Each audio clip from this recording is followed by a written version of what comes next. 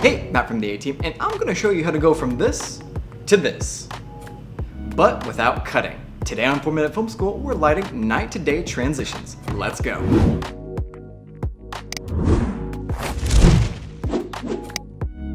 Every once in a while in a movie, you'll see the filmmakers choose to do a transition from night to day without cutting. This is obviously stylized as it presents an unrealistic passage of time, but it can be a really fun way to transition into a new scene without cutting to the next day.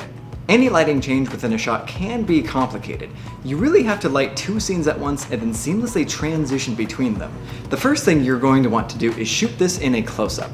With practical lighting effects, the wider the shot, the more lights you'll need, and the harder it is to sell the effect. Next, make sure the lights you're using are able to perform the changes you need. Let's take a look. So for our light setups, we're utilizing 4 Nova P300C panels. 2 behind our talent and 2 outside the window.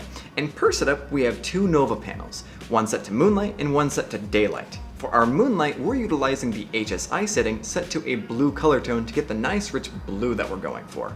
And then for our sunlight, we have it set to 3200 Kelvin to mimic the nice morning glow coming from our sun. To control these lights, we're utilizing the Sidus Link app, but we're actually using 2 phones this time. One controls the moonlight and the other controls the daylight. So now we start our scene using just the blue light, and as the sun rises up, we're dimming down on our moonlight. So let's check out the setup.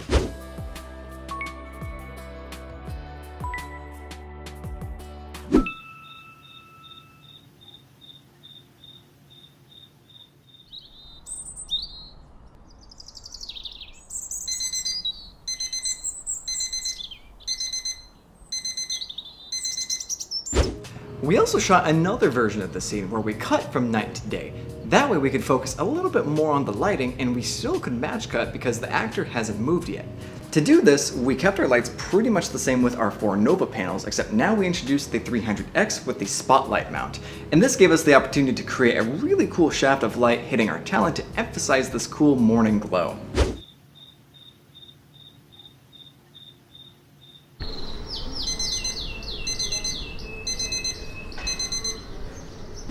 Time for a recap. There are 2 things to keep in mind when shooting lighting transitions. First, make sure each side of the lighting transition looks believable.